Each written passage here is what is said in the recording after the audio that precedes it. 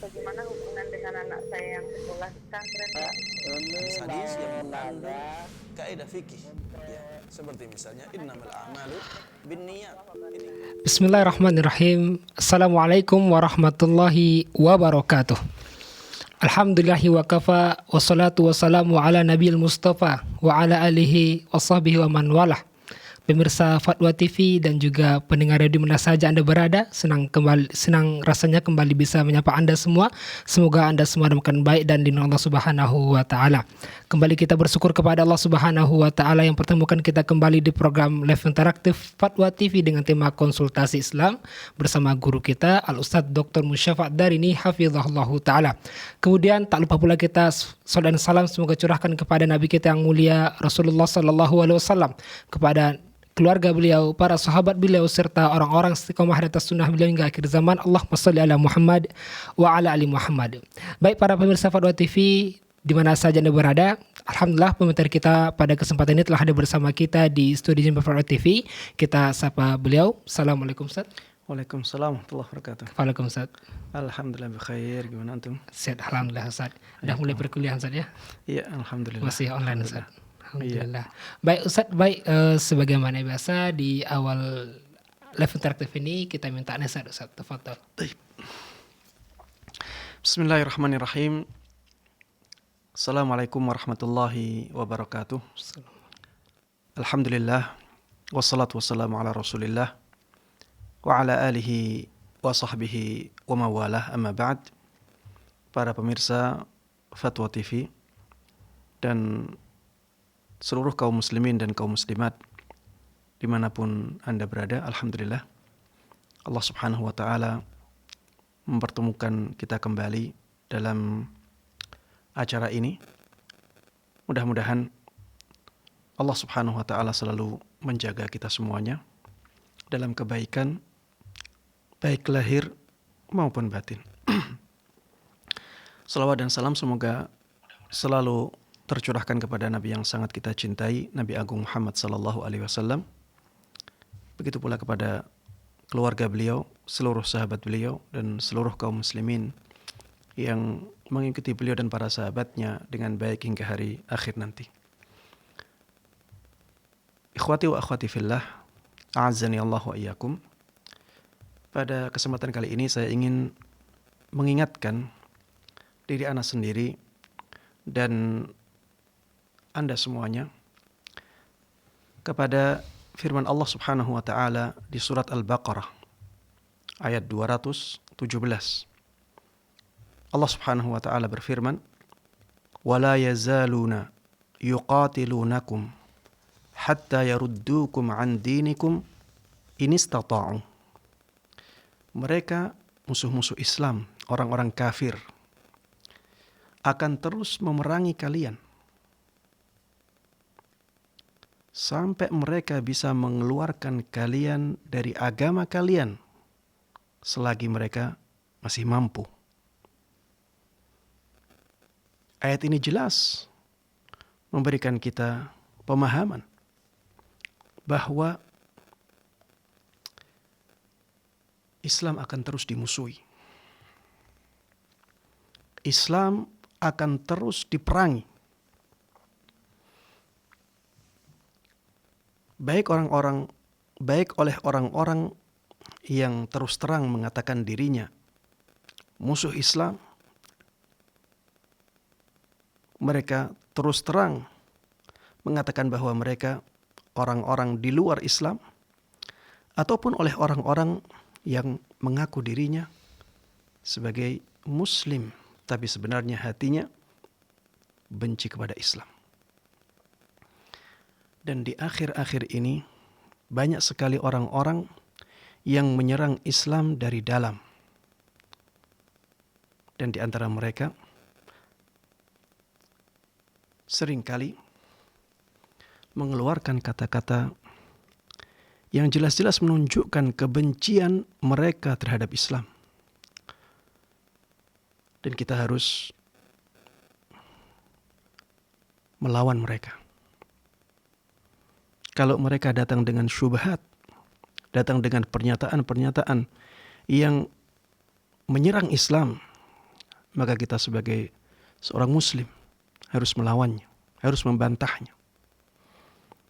Dan di antara kata-kata yang sangat tidak pantas diucapkan oleh salah seorang dari mereka adalah perkataan Islam, Arab, Salafi, Wahabi itu arogan. Islam, Arab, Salafi, Wahabi itu arogan. Alasannya apa?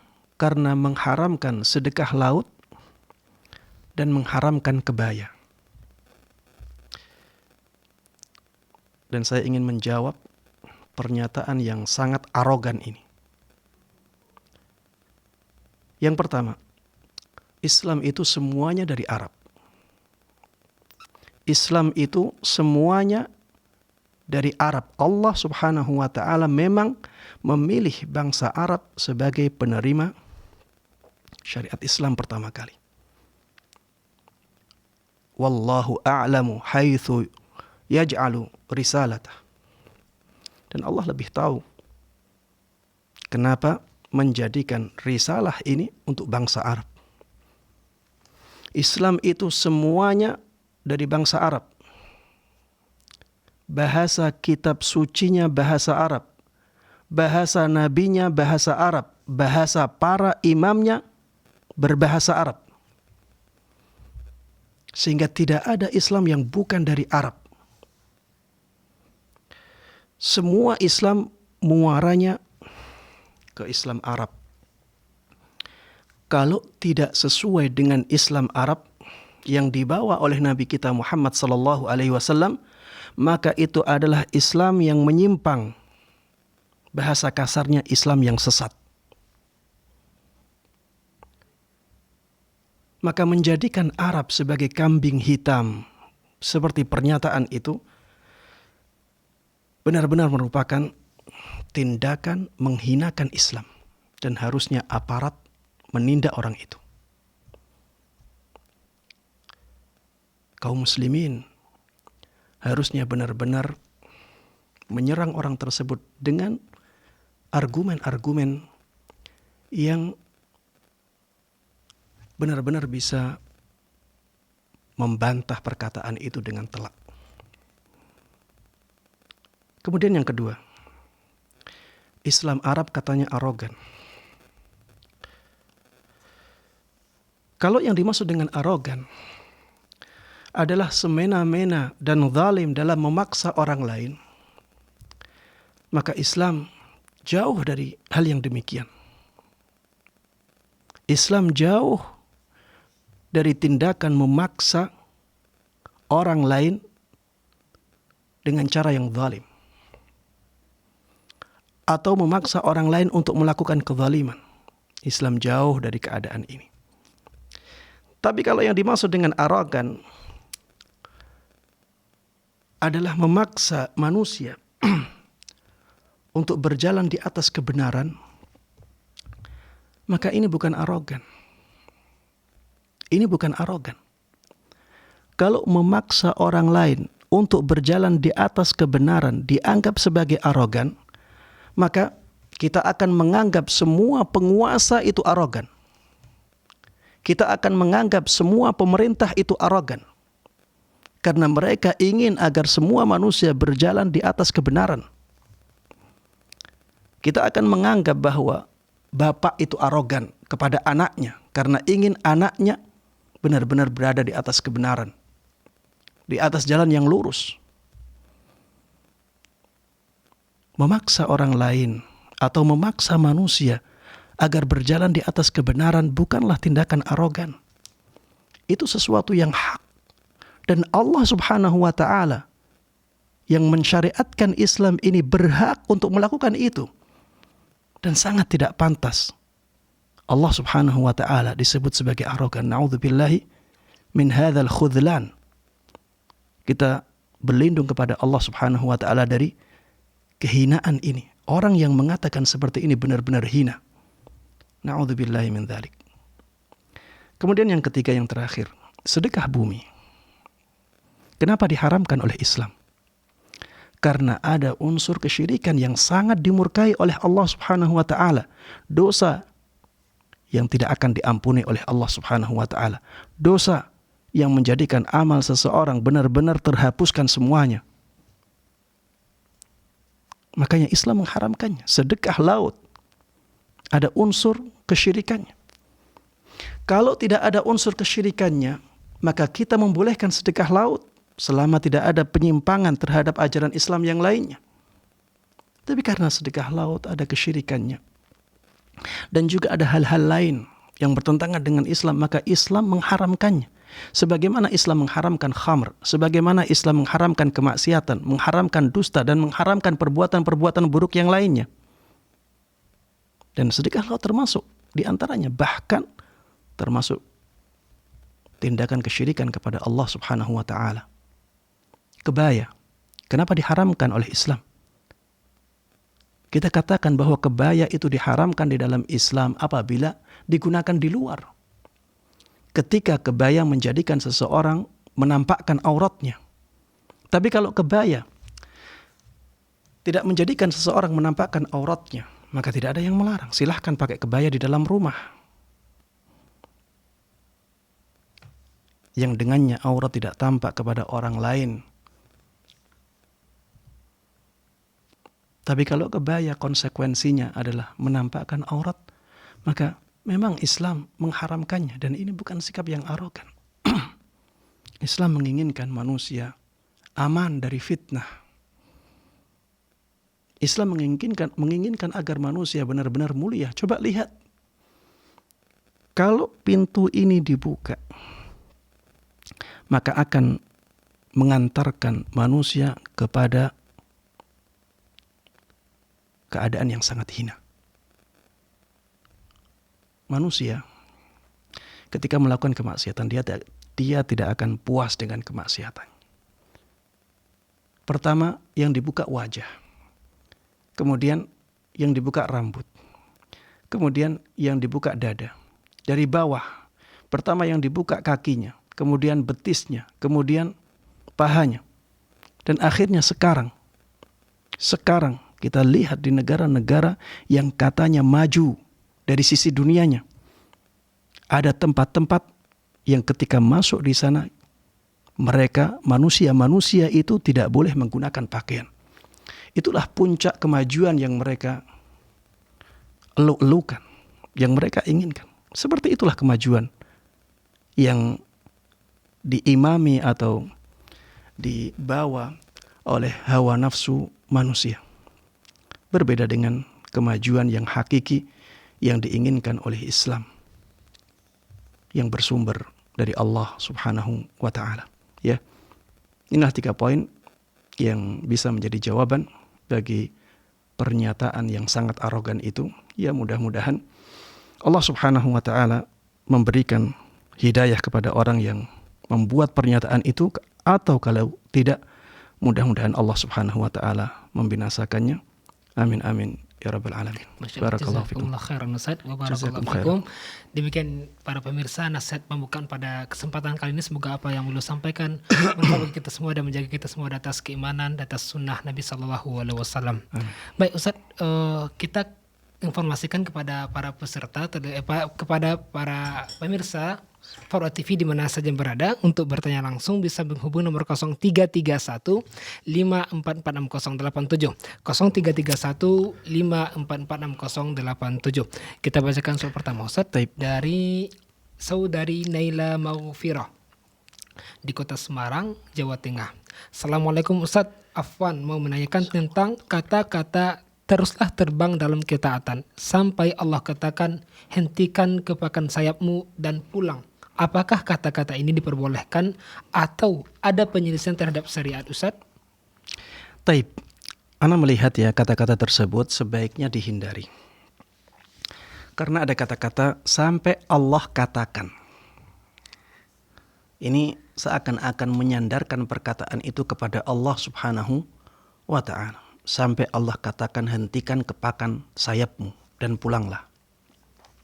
Ini seakan-akan menyandarkan perkataan ini kepada Allah Subhanahu wa ta'ala, dan ini sebaiknya sebisa mungkin dihindari kata-kata yang seperti ini. bisa diganti ya dengan kata-kata yang lebih selamat. Misalnya dengan mengatakan sampai Allah menghentikan kepakan sayapmu, tidak ada masalah. Sampai Allah menghentikan kepakan sayapmu dan sampai engkau pulang kepada Allah Subhanahu wa taala, sehingga menyandarkan perbuatan itu kepada manusia, bukan kepada Allah Subhanahu wa taala, ya. Sebaiknya pernyataan seperti yang disebutkan di dalam pertanyaan itu dihindari dan diganti dengan kata-kata yang sandaran perbuatannya itu kepada manusia, itu lebih baik. Wallahu ta'ala a'lam. Jazakallah khairan Ustaz. Demikian yang bertanya, semoga bisa dipahami para pemirsa Fatwa TV dan juga para pendengar radio. Kita informasikan juga bahwasanya bagi Anda yang tidak dapat menyaksikan secara langsung acara live interaktif ini juga dapat mendengarkan melalui relay radio yang tergabung di RTVC, di antaranya Radio Hang FM Batam, Radio Mas FM Solo, Radio Al Hikmah Banyuwangi, Radio MD FM Probolinggo, Radio Amu Pangkal Pinang, dan Radio Tuah FM Riau. Jazakumullah khairan. Dan untuk berpartisipasi bisa menghubungi nomor 0331544687. Soal yang kedua Ustaz, dari saudara Yusril Maulana di Nusa Tenggara Barat, Kota Mataram. Ustaz, saya ingin bertanya, bagaimana hukumnya kita bergabung di salah satu komunitas bisnis yang dimana komunitas tersebut campur antara laki-laki dan perempuan, dan selama pandemi ini komunitas tersebut dibimbing melalui via Zoom meeting. Dan jika tidak ada pandemi, maka secara langsung face to face. Bagaimana hukumnya Ustaz? Apakah termasuk ikhtilat? Taib. Iya, ikhtilat di dalam Islam tidak mutlak dilarang, ya. Kita harus tahu kaidah ini bahwa tidak semua ikhtilat itu diharamkan di dalam Islam. Makanya Islam membolehkan adanya ikhtilat di pasar, ya. Islam juga membolehkan adanya ikhtilat di jalan. Islam membolehkan adanya ikhtilat di misalnya kendaraan umum. Membolehkan ikhtilat di tempat-tempat yang di sana banyak orang dan mereka memang membutuhkan itu. Misalnya di tempat tunggu dokter. Di sana tidak mungkin ya dipisahkan antara laki-laki dan perempuan, atau kalau mungkin akan sangat memberatkan sekali. Apalagi kadang-kadang yang sakit itu bapaknya yang nganter anak perempuannya. Kalau harus dipisah akan sangat memberatkan sekali. Ya, intinya ikhtilat itu tidak mutlak dilarang. Ikhtilat yang dilarang itu yang bagaimana Ustadz? Ikhtilat yang dilarang adalah ikhtilat yang berpotensi besar menjadikan seseorang terfitnah atau tergoda oleh lawan jenisnya. Ikhtilat yang berpotensi besar menjadikan seseorang terfitnah atau tergoda dengan lawan jenisnya. Dan ini relatif. Ya, ini relatif. Bisa jadi seseorang berbeda dalam melihat situasi. Sehingga kembalinya kepada persangkaan setiap orang masing-masing. Kalau menurut dia ikhtilat yang seperti itu tidak berpotensi untuk menjatuhkan dia ke dalam fitnah atau ke dalam godaan terhadap lawan jenis, maka dibolehkan. Hanya saja di sana ada standar umum. Ya. Di sana ada standar umum. Standar umum yang merupakan keadaan yang umum terjadi. Biasanya kalau ikhtilatnya seperti itu menjadikan seseorang tergoda dengan lawan jenis. Ya, ada standar umum ini. Standar umum ini kita pakai. Kita gunakan sebagai standar hukum. Inilah ranah dari kaidah al-adatu muhakkamah. Adat kebiasaan manusia itu bisa dijadikan sebagai standar hukum. Kalau misalnya kebiasaan orang kalau ikhtilat seperti itu akan terganggu dengan lawan jenisnya, maka ikhtilat yang seperti itu diharamkan. Di atas standar umum ini ada standar setiap masing-masing orang. Ya, di atas standar umum ini ada standar masing-masing orang tadi yang saya katakan relatif. Kadang-kadang ada ikhtilat yang menurut standar umum tidak membuka fitnah, tidak membuka godaan terhadap lawan jenis. Tapi pada orang-orang tertentu, ikhtilat tersebut bisa menjadikan dia terfitnah dengan mudah. Maka yang seperti itu, yang standar umumnya ikhtilat yang seperti itu tidak ada masalah, bagi orang-orang yang menjadikannya bermasalah menjadi diharamkan. Ya, itulah yang saya katakan tadi relatif. Bisa jadi orang ikhtilat seperti itu tidak masalah, dan memang standar umumnya orang tidak ada masalah. Tapi pada orang-orang tertentu yang sensitifnya tingkat tinggi, kalau dibuka sedikit pintu ikhtilat menjadikan dia terganggu atau tergoda dengan lawan jenis, maka bagi yang seperti dia tidak dibolehkan. Ya, kalau yang seperti tadi yang ditanyakan itu umum terjadi dan biasanya tidak menjadikan orang-orang terfitnah atau tergoda dengan lawan jenis, maka tidak ada masalah. Tidak ada masalah. Tapi kalau misalnya biasanya yang seperti itu menjatuhkan manusia terhadap ke dalam fitnah atau ke dalam godaan lawan jenis, maka yang seperti itu diharamkan. Sama berkumpul di Zoom atau di aplikasi lain juga demikian. Kalau misalnya menimbulkan fitnah, maka tidak dibolehkan. Kalau tidak, maka dibolehkan.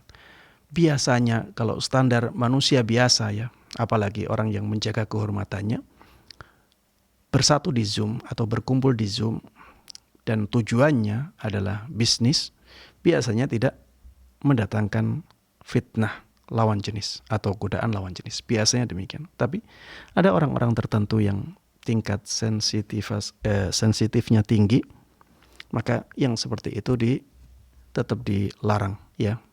Saddan lidzari'ah, karena menggunakan dalil saddud dzari'ah atau menutup pintu yang sebenarnya dibolehkan, karena pintu tersebut bisa menjatuhkan seseorang ke dalam perbuatan yang diharamkan.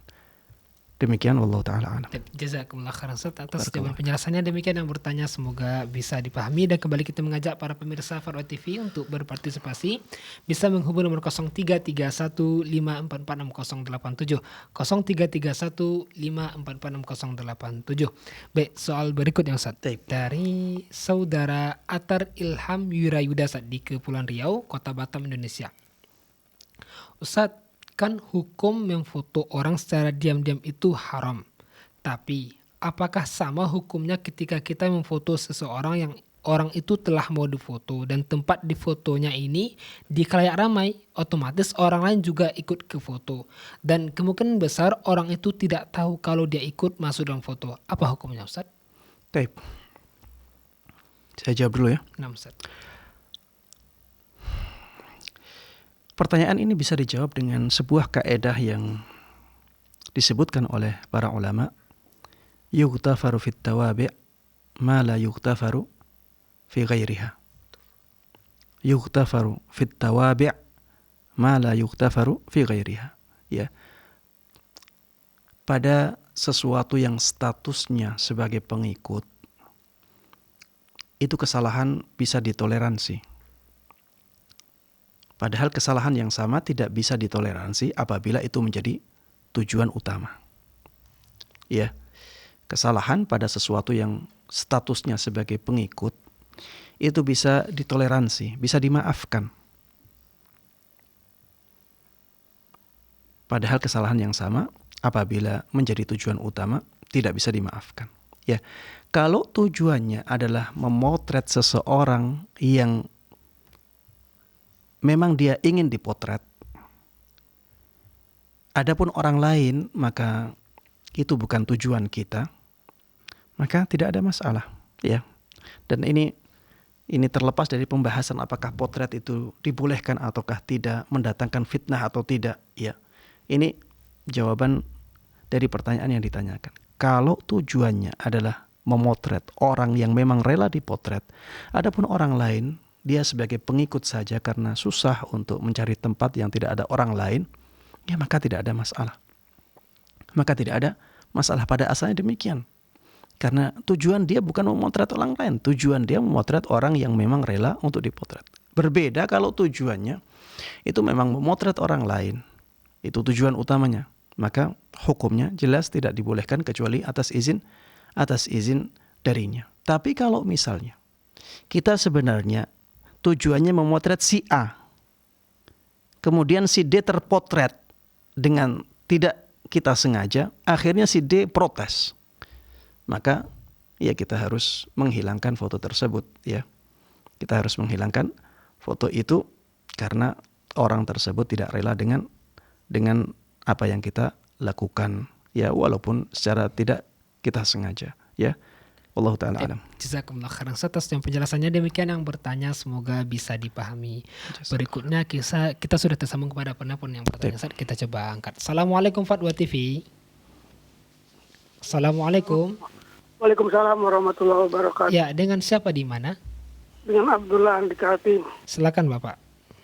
Ini Ustaz, Anda mau tanya, kita kan pedagang. Jadi orang yang terhutang itu sudah lama, banyak sudah orangnya, tapi tidak ada lagi kita ikhlaskan atau kita tunggu atau gimana? Tunggu di akhirat atau gimana Ustaz? Gimana? Orang? Kita pedagang, orang tuh utang sama kita sudah lama, tidak bayar.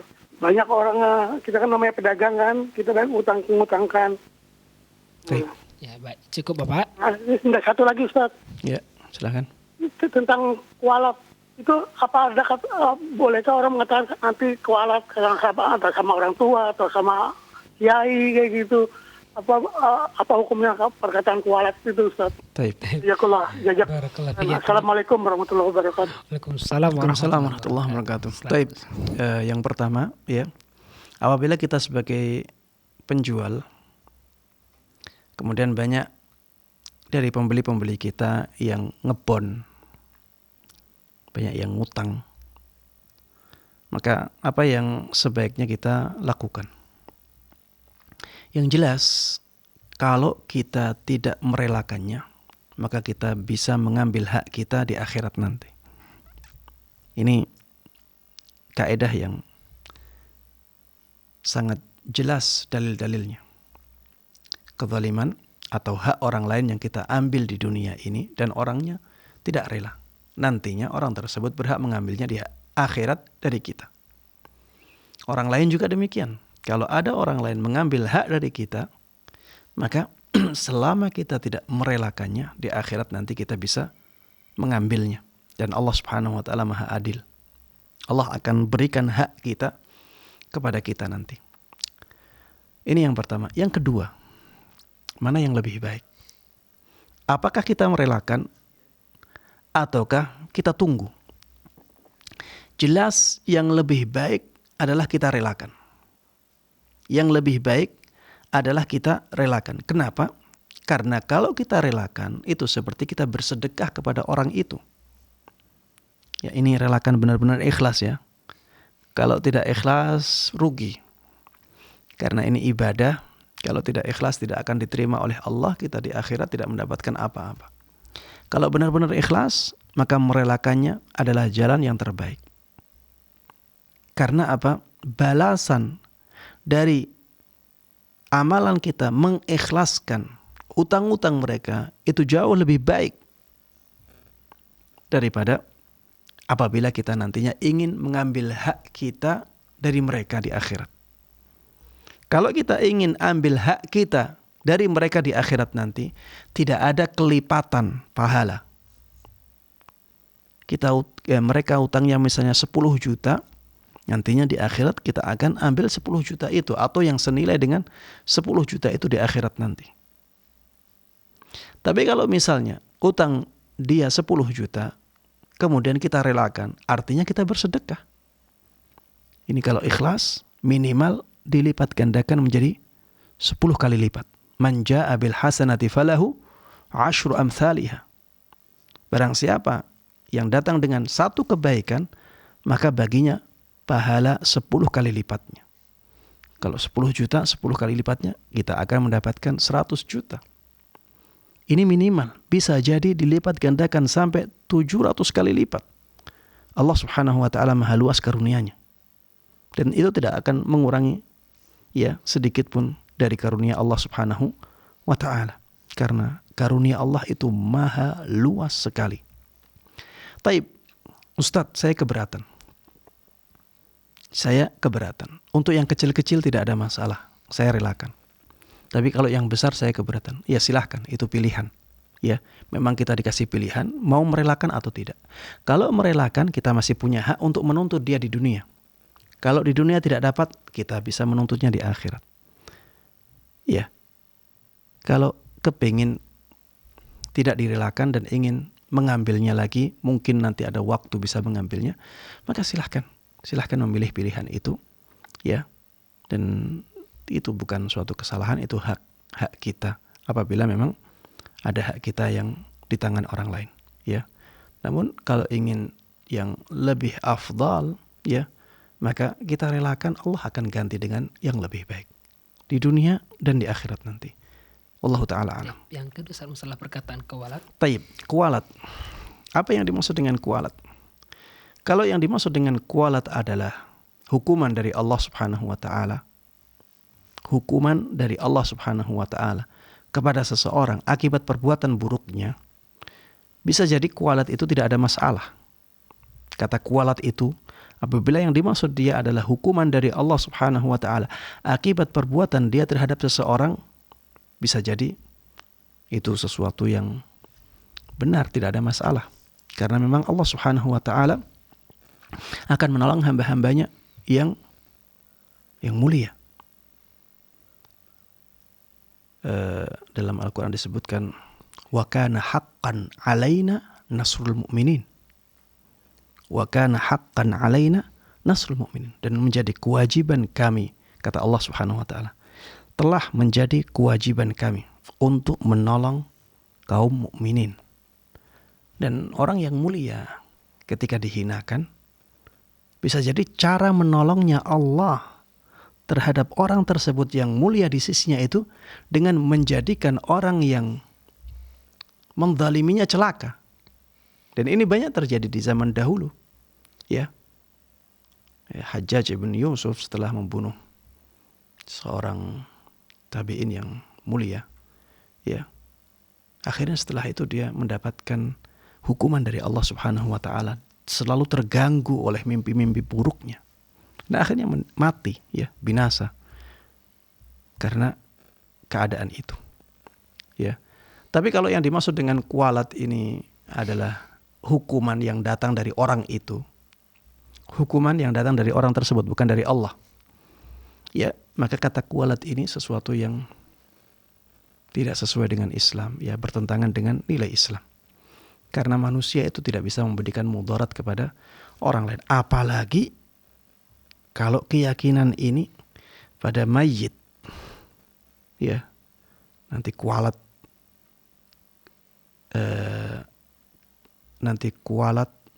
karena Mbah Fulan, ya, nanti kuwalat dari Mbah Fulan. Ya, maksudnya ahli kubur itu. Ya, seperti ini sesuatu yang menyimpang, ya, karena orang yang sudah mati tidak bisa memberikan mudarat kepada siapapun. Orang yang masih hidup saja demikian, apalagi orang yang sudah mati. Tapi kalau yang dimaksud dengan kuwalat ini apa yang saya sampaikan di awal, maka tidak ada masalah. Wallahu ta'ala. Jazakallah khair Ustaz. Terima kasih atas jawaban penjelasannya. Demikian yang bertanya, semoga bisa dipahami. Berikutnya sudah ada penelpon yang menunggu saat kita coba angkat. Assalamualaikum Fatwa TV. Waalaikumsalam warahmatullahi wabarakatuh. Ya, dengan Bapak siapa di mana? Rizal di Singkawang, Kalimantan. Silakan Bapak Rizal. Nah, barakallahu fiik Ustaz. Wafikum barakallah Pak Rizal. Begini Ustaz, ana ada masalah sedikit ini tentang, kan tidak lama lagi kan mau Ramadan. Istri ana ini kan ada penyakit Ustaz. Beberapa pekan yang lalu sampai opname. Tadi pagi dia menanyakan kepada ana apakah boleh dia membayar fidyah. Jadi ana ingin bertanya sama Ustaz, apakah boleh dia membayar membayar fidyah dengan hutang Ramadan yang lalu, karena penyakitnya hampir setiap hari dirasakannya nih Ustaz. Baik. Nah, mohon nasihatnya. Syukran jazakallahu khairan. Assalamualaikum warahmatullahi wabarakatuh. Waalaikumsalam warahmatullahi wabarakatuh. Iya. Orang yang menderita penyakit mah akut dan tidak ada harapan untuk sembuh penyakit mahnya ya. Tidak ada harapan sembuh dari penyakit mahnya, mungkin usia sudah lanjut ya, sehingga untuk berusaha meningkatkan kesehatannya juga akan sulit atau kalau tidak bisa dikatakan mustahil.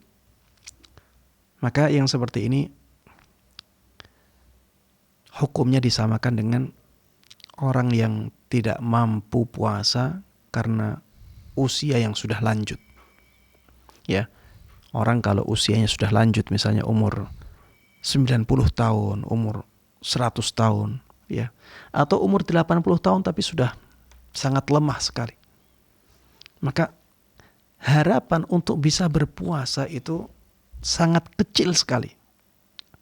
Maka Islam memberikan keringanan kepada orang-orang yang seperti ini, yaitu dengan mengganti puasanya dengan fidyah. Dan cara membayar fidyah ya bisa dengan dua cara. Yang pertama, memberikan makanan pokok setengah sok untuk setiap harinya. Ya, kalau satu soknya itu 2,5 kilo, maka setengah soknya itu 1/4 kilo. Misalnya beras ya 1,5 kilo, 1/4 kilo beras ya, dan 2,5 kilo untuk ukuran satu sok ya. Ini yang banyak dipilih oleh para ulama. Tapi kalau ingin hati-hati mengambil pendapat yang mengatakan bahwa satu sok itu 3 kilo, maka setengah soknya berarti 1,5 kilo beras setiap harinya. Kalau kali 30 berarti 45 ya.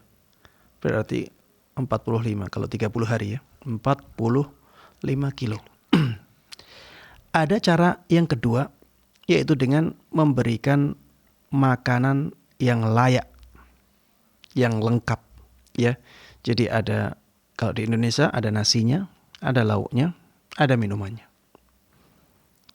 Ya, dan ini lebih praktis dan lebih ringan. Misalnya dengan mengumpulkan 30 orang fakir, orang miskin, dikumpulkan dalam satu tempat, kemudian kita kasih mereka makanan yang layak, maka cukup. Atau misalnya kita buat ya bingkisan yang di dalam bingkisan tersebut ada makanan yang layak, ada nasinya, ada lauknya, ada minumannya. Kemudian kita bagikan kepada orang-orang miskin sejumlah puasa yang ditinggalkan. Maka itu sudah bisa menjadi ganti dari puasa yang tidak mampu untuk dia lakukan. Ya, intinya apabila ibunya punya harapan untuk sembuh dari mahnya, ya, dan harapan itu besar, maksud dari harapan ini kemungkinan, ya, kemungkinan sembuhnya besar, maka tidak boleh ya untuk mengganti hutang puasanya dengan fidyah. Tapi kalau harapan sembuh dari penyakit mahnya yang akut itu sudah kecil atau kecil sekali, maka dibolehkan bagi dia untuk mengganti puasanya dengan fidyah. Ya, Allah Ta'ala a'lam. Jazakumullah khairan. Terima kasih atas jawaban penjelasannya. Demikian yang bertanya, semoga bisa dipahami. Berikutnya sudah ada penelpon yang menunggu saat kita coba sapa. Assalamualaikum Fatwa TV. Waalaikumsalam. Dengan siapa di mana?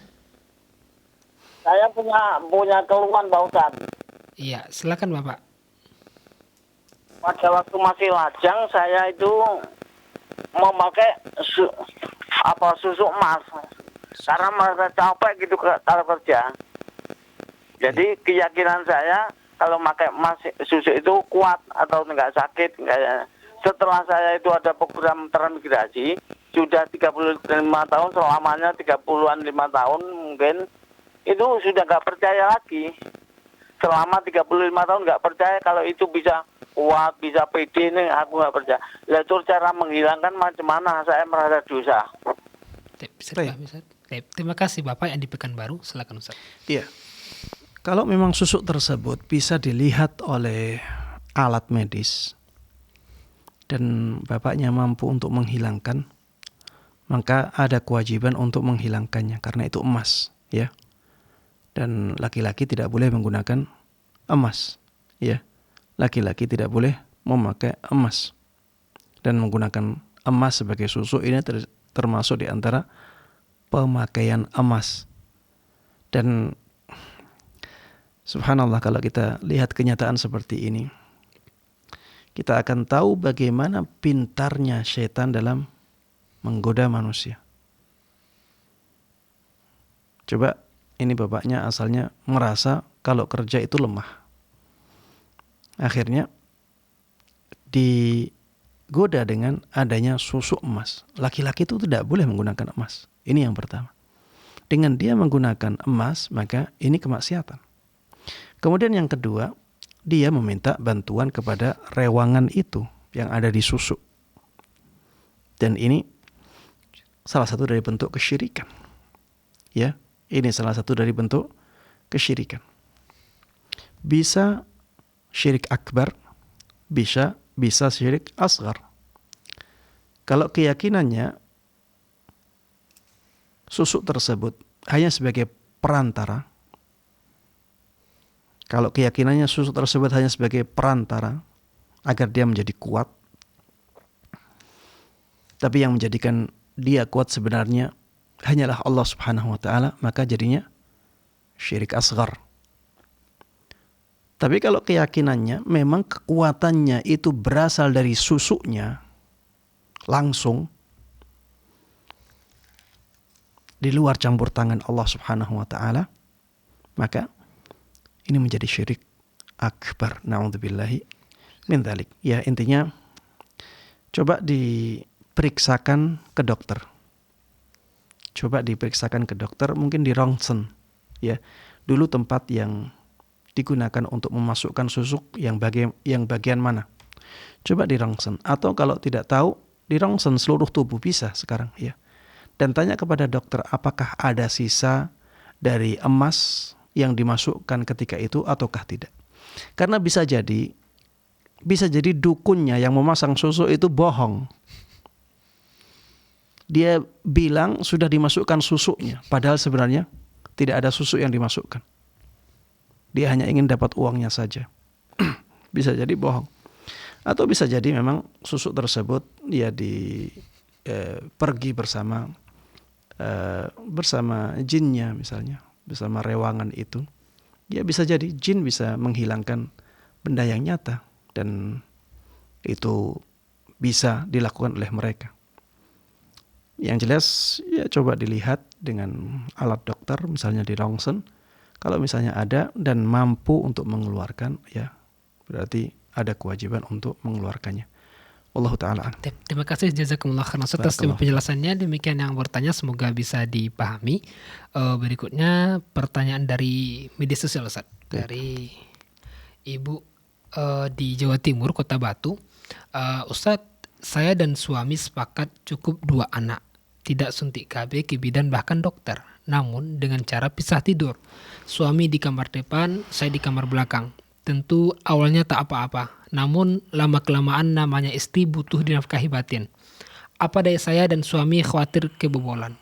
Pertanyaannya, apa boleh saya memuaskan diri sendiri untuk meredam hasrat, puasa dan kegiatan pengalih tak mampan, Ustaz? Taib. Yang pertama yang perlu ditanyakan, kenapa membatasi anak hanya 2 saja? Membatasi anak hanya 2 saja, ini pasti ada alasannya. Kalau alasannya adalah masalah rizki, maka yang seperti ini diharamkan di dalam Islam. Kalau alasannya rizki, maka yang seperti ini diharamkan di dalam Islam. Alasannya misalnya tidak mampu mendidik anak lebih dari 2, maka jelas alasan ini juga alasan yang tidak benar. Karena banyak orang dikaruniai anak lebih dari 2. Dan ternyata mereka bisa mendidik anaknya dengan baik. Dan itu banyak ya, bukan sedikit. Banyak orang yang dikaruniai oleh Allah Subhanahu wa taala anak lebih dari 2, ternyata mereka mampu mendidik anak-anaknya menjadi orang-orang yang baik dan sukses. Sehingga apa yang dia jadikan sebagai alasan jelas tidak tepat. Makanya Islam tidak membolehkan adanya pembatasan anak. Yang dibolehkan di dalam Islam adalah adanya penjaraan ya, atau berusaha untuk memberikan jarak antara anak yang satu dengan anak yang lain, agar orang tuanya misalnya tidak terlalu berat dalam merawatnya, agar anak-anaknya bisa terawat dengan baik, atau agar kesehatan ibunya bisa terjaga dengan baik ya, karena kalau terlalu mepet jarak anaknya, ini juga akan mempengaruhi keadaan kesehatan seorang ibu ya, apalagi yang kelahirannya menggunakan cara sesar atau terpaksa harus dengan sesar. Maka kalau setiap tahun ya, atau jarak setahun sudah hamil lagi, ini akan sangat membahayakan seorang ibu. Karena biasanya dalam setahun ya, luka karena sesar itu masih belum pulih, masih belum benar-benar pulih, maka akan sangat membahayakan ibunya. Tapi penjaraan ini kalau alasannya dibenarkan di dalam Islam, membuat jarak, kalau ini alasannya dibenarkan di dalam Islam, maka tidak ada masalah. Kalau alasan membuat jarak antara anak yang pertama dengan anak yang kedua, antara anak yang kedua dengan anak ketiga ini dilarang di dalam Islam atau bertentangan dengan Islam, maka yang seperti itu juga tidak dibolehkan. Ya, maka cari ya, kalau ingin membuat jarak antara anak satu dengan anak yang lainnya, maka gunakanlah alasan-alasan atau carilah alasan-alasan yang tidak bertentangan dengan tuntunan atau nilai-nilai Islam. Kemudian yang kedua, kenapa harus dipertahankan janji itu? Kenapa harus dipertahankan kalau menjadikan kita terlalu berat? Siapa yang mengharuskan kita anak harus 2 saja? Tidak ada. Yang mengharuskan diri kita sendiri. Ya. Yang mengharuskan diri Anda sendiri. Maka tidak ada kewajiban untuk meneruskan janji itu. Ya silahkan dihilangkan janji itu dan hiduplah sebagaimana orang lain. Apalagi sampai akhirnya ingin masturbasi, memuaskan dirinya sendiri. Taib, kalau yang laki-laki mungkin masih ada jalan untuk memuaskan dirinya dengan istri. Ya, dia tidak memasukkan alatnya ketika berhubungan intim dan dia keluarkan di luar. Ya, tidak ada masalah. Tapi yang jelas, ya yang seperti ini juga tidak sebaiknya dilakukan. Kalau yang istri akan kesusahan. Tidak boleh seorang laki-laki onani dengan anggota badannya sendiri. Yang perempuan juga tidak boleh masturbasi dengan badannya sendiri. Tapi kalau misalnya seorang laki-laki ya memuaskan dirinya dengan istrinya, memuaskan dirinya dengan istrinya, bukan dengan badan dia, tapi dengan badan istrinya, tanpa berhubungan intim, maka tidak ada masalah. Begitu pula yang perempuan ingin memuaskan dirinya dengan badan suaminya tanpa berhubungan intim, tidak ada masalah, tapi akan kesusahan. Ya kenapa dipertahankan yang seperti itu? Dan potensi godaan fitnah atau godaan lawan jenis ini sangat besar. Maka sudahi saja janji itu dan jalankan pernikahan atau hubungan suami istri sebagaimana yang lainnya. Untuk apa berkeluarga? Untuk apa berkeluarga masih dilanjutkan kalau tujuan utama berkeluarga kita hentikan? Tujuan utama nikah itu adalah mendapatkan keturunan. Hifdzun nasl, ya, menjaga keturunan. Ini malah tujuan utamanya dihentikan. Litaskunu ilaiha, agar kita bisa tenang kepada pasangan kita. Wa ja'ala bainakum mawaddatan wa rahmah. Ya, intinya saya melihat sudahi saja janji itu dan jalani kehidupan sebagaimana pasangan suami istri yang lainnya. Jangan memberatkan diri dengan keharusan yang kita buat sendiri. Setiap anak itu pasti memiliki jatah rizkinya masing-masing. Dan kemungkinan besar jatah rizki mereka akan melewati orang tuanya. Ya. Maka jangan khawatir terhadap rizki anak. Wa ma min dabbatin fil ardi illa 'alallahi rizquha. Tidak ada satu hewan pun di bumi kecuali Allah jamin rizkinya. Ini hewan, ya. Bagaimana dengan manusia yang bisa bekerja dengan baik untuk mencari rizki Allah subhanahu wa ta'ala dan karunia-Nya. Demikian Allah Ta'ala. Terima kasih wa jazakumullah khairan atas jawaban penjelasannya. Demikian yang bertanya, semoga bisa dipahami. Berikutnya pertanyaan dari seorang ikhwan atau saudara di Jerman, Ustaz.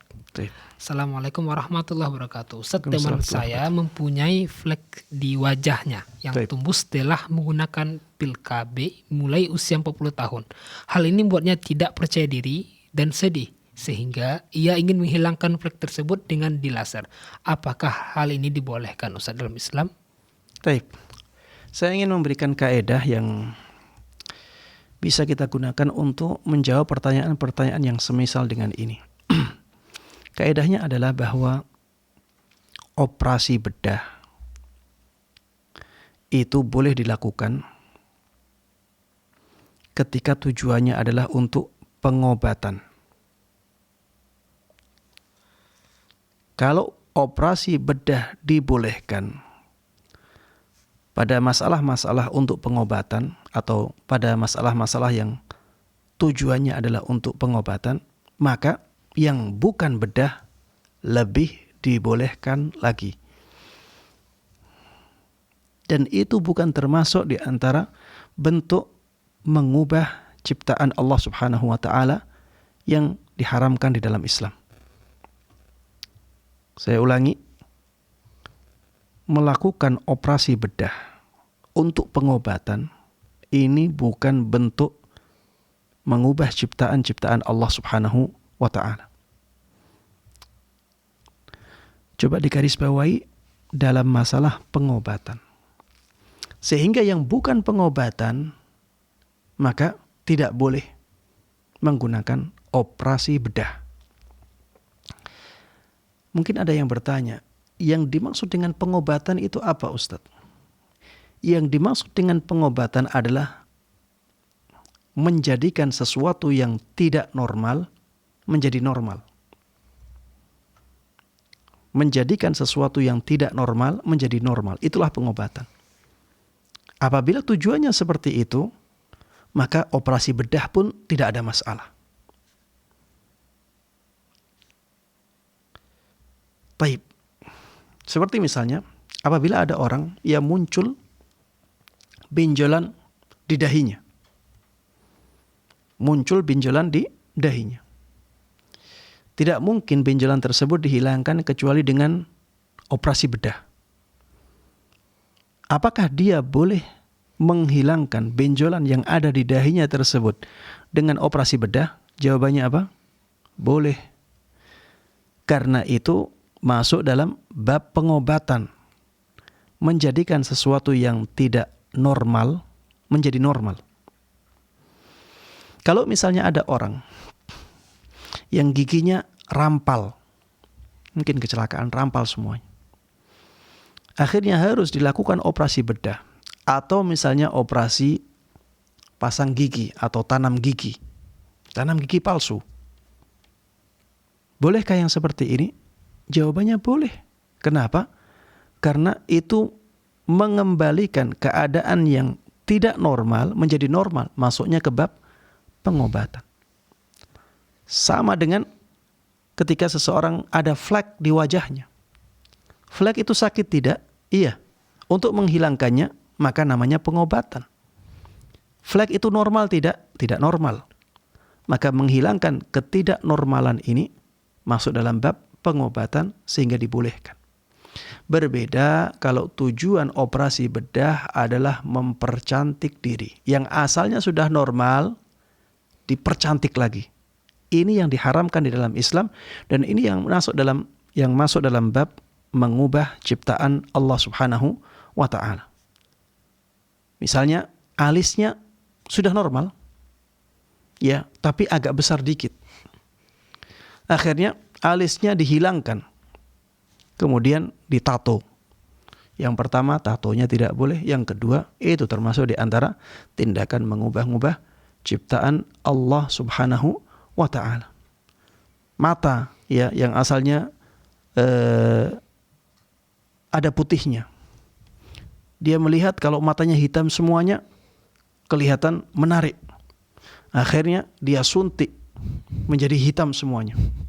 Yang seperti ini tidak dibolehkan. Dan itu masuk dalam tindakan mengubah ciptaan Allah Subhanahu wa ta'ala. Ya. Sehingga yang disebutkan di dalam pertanyaan ini termasuk di antara contoh pengobatan, ya. Contoh dalam bab pengobatan yang fleknya banyak, kemudian dilaser agar fleknya hilang, tidak ada masalah sama sekali. Apalagi itu tidak bisa dikatakan tindakan operasi bedah, ya, karena dia hanya menggunakan alat laser, ya, sehingga jelas-jelas dibolehkan. Allah Ta'ala a'lam. Terima kasih, jazakumullah khairan atas penjelasannya. Demikian yang bertanya, semoga bisa dipahami, dan pertanyaan yang baru dijawab merupakan penutup pada kesempatan kali ini. Jazakumullah khairan wa barakallahu fikum Ustaz atas waktu dan faedah yang berikan kepada kita. Semoga bisa kita amalkan dan terus mendapatkan faedah-faedah ilmu, insyaallah di pertemuan berikutnya, insyaallah Ustaz. Barakallahu fikum. Terima kasih para pemirsa, para pendengar radio atas partisipasi Anda semua, dan tersaksikan acara live interaktif Fatwa TV setiap hari Senin hingga Jumat setiap pekannya. Dan untuk mendapatkan informasi kegiatan Dewan Fatwa Perhimpunan Al-Irsyad dan Fatwa TV, Anda dapat akses di website www.dewanfatwa.com. Syukran wa jazakumullah khairan atas kebersamaan Anda semua. Kita tutup dengan baca doa kafaratul majlis. Subhanakallahumma bihamdika asyhadu an la ilaha illa anta astaghfiruka wa atubu ilaika. Assalamualaikum warahmatullahi wabarakatuh. Terus bagaimana hubungan dengan anak saya yang sekolah di pesantren? Hadis yang mengandung kaidah fikih, ya, seperti misalnya innamal a'malu binniyat. Ini